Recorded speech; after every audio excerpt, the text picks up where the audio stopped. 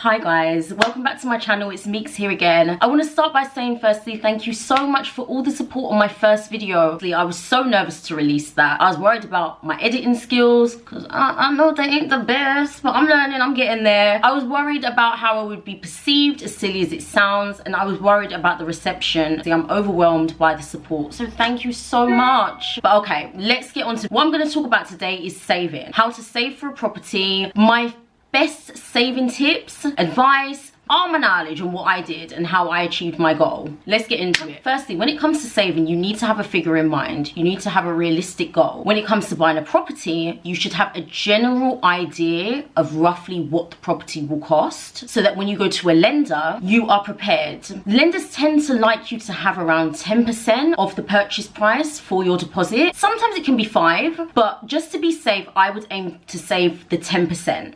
Another tip of mine greatly helped me: be prepared for additional costs. There are other costs that you need to take into consideration: mortgage fees, insurance fees, valuation fees, land registry fees, stamp duty fees, conveyancing fees. So what I personally did is added on an additional £2,000 to £3,000 so that when it came time for me to go through the actual process, I wasn't surprised by any additional costs. So be realistic about how much is comfortable for you. For example, if you found a property and you needed another £10,000 and your aim was to buy, say, within 3 years, you need to save about £265 a month over that 3-year period, and you realize that you're more comfortable saving £150 a month, then just go ahead, reevaluate your plan and stretch that to 5 years instead of 3. It may seem like ages, but it's better to be realistic than try and save too much and then end up just giving up altogether. Okay, after you've worked out your goal, the next thing that you need to do, which is vital, is track your spending. You need to see what you're spending your money on, guys. What are your monthly outgoings? Are you overspending? Are you being careful and mindful with money when you spend? Download a money tracker app like Money Dashboard. Those apps are amazing. It allows you to connect all of your accounts so you can see what is incoming and outgoing all in one place. It really helped me. You can categorize all of your spending and see your habits over 6 months. I still use it today so that I can keep on top of myself. Debts. Let's talk about debts quickly. Do you have any debt? Are you paying interest on, say, credit cards or loans? If so, my advice would be to get rid of the debt before even starting this process because it don't make sense. It's a bit like shoveling snow when it's still snowing. Also, it's better for your credit rating, which is an absolute necessity when you apply for your mortgage. You should have a good, preferably A1 credit rating.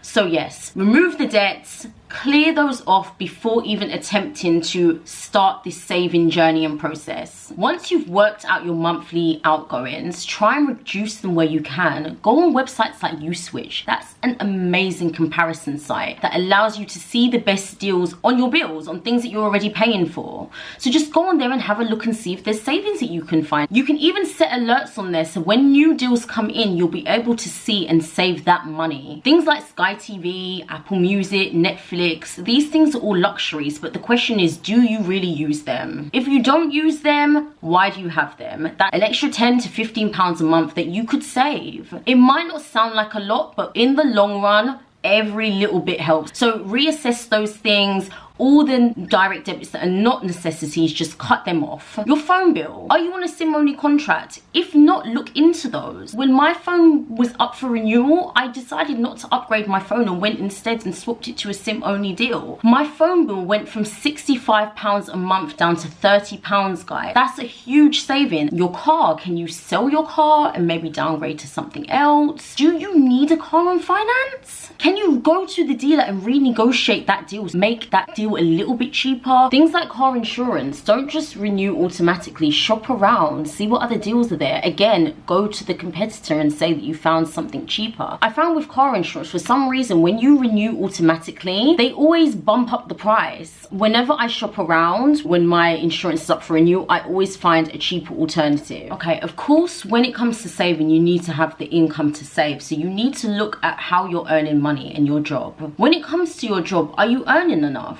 Could you earn more? Of course, everyone wants to be paid more, but can you assess your job role and see if what you're being paid could be more? Have you been at the company a while and feel that, you know, you can upgrade yourself and maybe go for a higher position that pays more? Or do you feel that you have been going above and beyond in your role and you could ask for a possible pay rise? Is that something that you would feel comfortable doing? It could even be that you've outgrown the job and, you know, you're ready to move on and find something else. Are you utilizing all your skills? Could you maybe do something else that pays more? Oh, this is the top tip for me. Separate your money. Separate bank accounts is key. If you don't have a savings account, get a savings account. As soon as you get paid, have a set amount that you put into your savings account straight away, and then you just forget about that money. Forget it ever existed. It's no longer there. That account is off limits. Open up a savings account that has a good interest rate and review that every year to make sure that you're still getting the best rate that you can. Open up an ISA account. This is what I did. That allows you to set up a standing order from your main account. There is a set date with a set amount that you transfer over to this account, and that guarantees that every month that saving will be going into some sort of savings account. It was like another direct debit, and every month I knew that that money had to be there for it to go into that account, and it was helping towards my future, my goal. I knew to expect that payment every month, and soon it seemed like it wasn't even my money. It just seemed like a bill. I forgot it even still belonged to me, but it helped. You know what? I've heard lifetime ISAs are good. I didn't personally use a lifetime ISA because when I started saving, they weren't around yet. But lifetime ISAs, I've heard that you can save up to £4,000 per year, tax-free, and the government will top up an extra, I think it's 25% towards your savings. So that's up to £1,000 per year. And then you can still earn the interest on top of that. So that sounds like a really good account to look into and start putting money into so that you can start earning more and build on your savings. Just remember, do not dip into that account. Try and see if you can have an account as well that's for fun, for treats. So every so often, maybe not once a month, but whenever you can, put some money into that fun account so that when you do treat yourself, of course you still want to treat yourself because you don't want to go through this journey miserable and then you'll just become unmotivated, and you know, you still need to live. So you can use the fun account when you want to indulge and spoil yourself a bit, and then that way you won't feel as guilty. You would have put money aside specially for that reason, and you won't have to dip into your house saving fund, you won't have to use a credit card and get into debt, and you won't have to sacrifice money on essentials. So yeah, I had my main bank account, which is where all my bills and stuff came out, my ISA account, I had my fun account, and then I had an actual savings account. So that was 4 accounts I had. Food. This was one of my biggest downfalls when I was saving. The amount that I would spend on food, whether that be eating out at restaurants, takeaways, coffee shops. When I sat there and I done my outgoings list and I realized how much I was spending on food daily, I was gobsmacked. Horrified. It's like, why? So prepare some packed lunch meals when you're going to work. Try not to eat out as much. Be smart. Meal plan. Think ahead. Not only will you save a hell of a load of money, but your body will be much healthier too. Shop at cheaper stores like Aldi, which actually do really great food. Another thing that I find that really helped me, and that I still do to this day, no word of a lie, online grocery shopping. I know when people hear that, they're probably thinking, ah, she lazy, and you know it's because she can't bother to go shopping in the supermarket, which I gotta admit is partly true.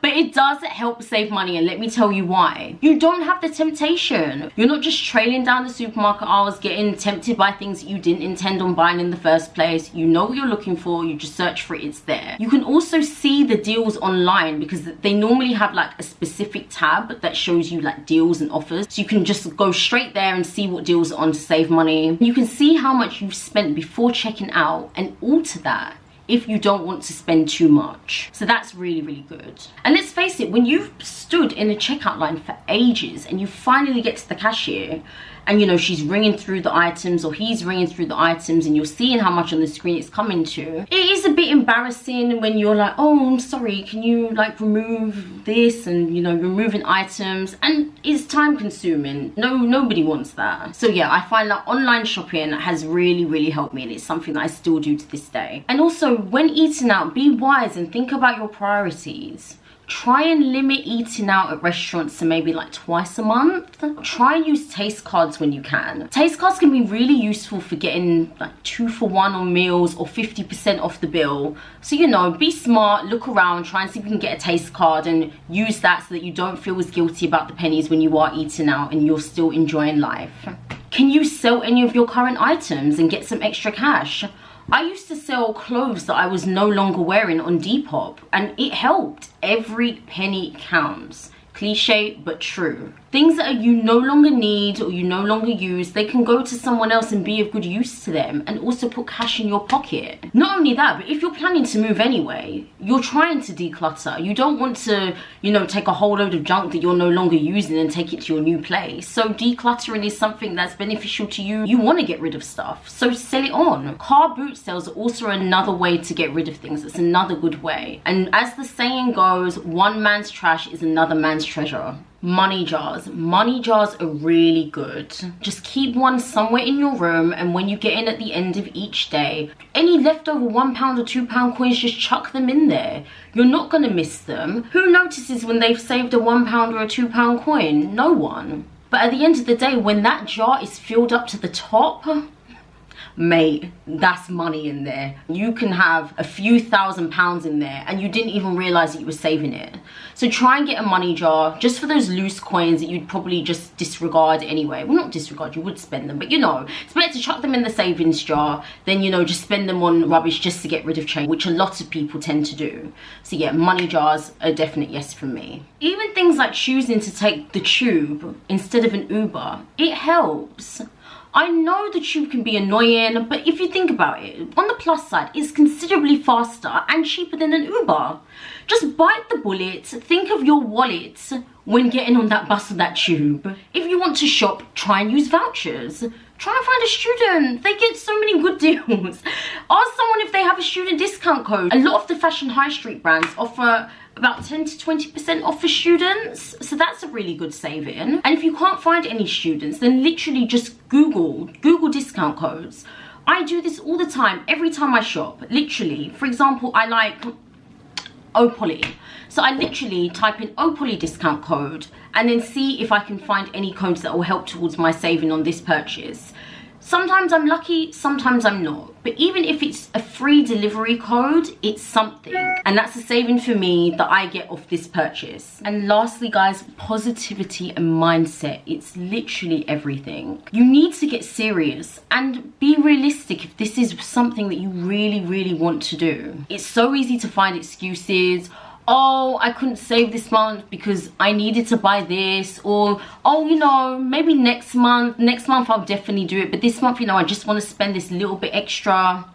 Wanting to give up, comparing yourself to others because you're thinking about how they're living, what their circumstances are, what they can afford. None of that will make this happen for you. Change your mentality and commit to your goal. See the bigger picture, the long-term vision. I've been there, trust me. For me, there was always something come up or something I had to buy. I just wasn't serious. It was only when I was about 25 that I thought, okay, you know, now is the time. I need to realistically think about putting money aside for my future. And that's when I opened up my ISA account, set up that direct debit or standing order, and started that little bit of saving.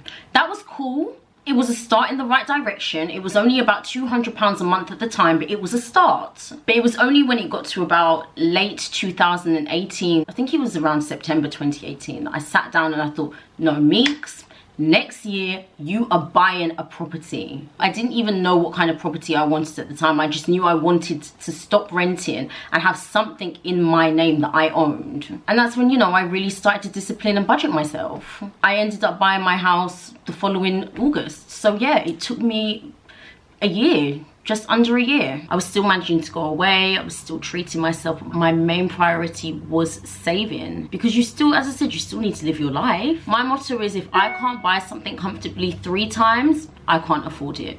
that works for me, and that can be, you know, something that you can set in your mind, ingrain into yourself, that can help you. If you can't buy something comfortably 3 times, you ain't got no business buying it. It's not a priority. It's not an essential item. It is a setback that you do not need. Just set your monthly targets and stick to them. Plan well. Listen, I'm not saying that any of this is going to be easy, because it's not. It takes a lot of hard work, trust me. It is not easy at all. I get that, especially if you have a lot of current outgoings. But as I've said a few times, make it realistic. Take into account, you know, things that you know are coming up that you're going to need extra funds for. You know, Christmas, birthdays, even annual expenses like car insurance. You may not be able to save the same amount every month, and that's okay. There'll be some months where you put more money in than other months. And again, that's okay. Be kind to yourself. Life happens, and sometimes things that you didn't plan for come up. It's just life. There's emergencies, there's unexpected fines, things that you didn't plan for, and that can't be helped. It takes patience, commitment, dedication, and perseverance. You know, a good book to read is, The Secret by Rhonda Byrne. It's all about the law of attraction, and I truly believe that after reading this book, my outlook on life changed. There's also a film, if you're not really into reading, there's a film, like a documentary kind of on Netflix based on this book. If you're not into reading, maybe give that a watch. It is a good watch and it can help change your perspective. Just work hard and get your priorities correct, and you will be able to get everything that you want, achieve everything that you strive for. There we go, guys. Those are my top tips for saving. I really hope this video helped, and I really hope that you enjoyed it. If you did, please give it a thumbs up, and also like, comment, and subscribe. Turn on your notifications so that you can see my next video, and I will see you again soon. Bye, y'all.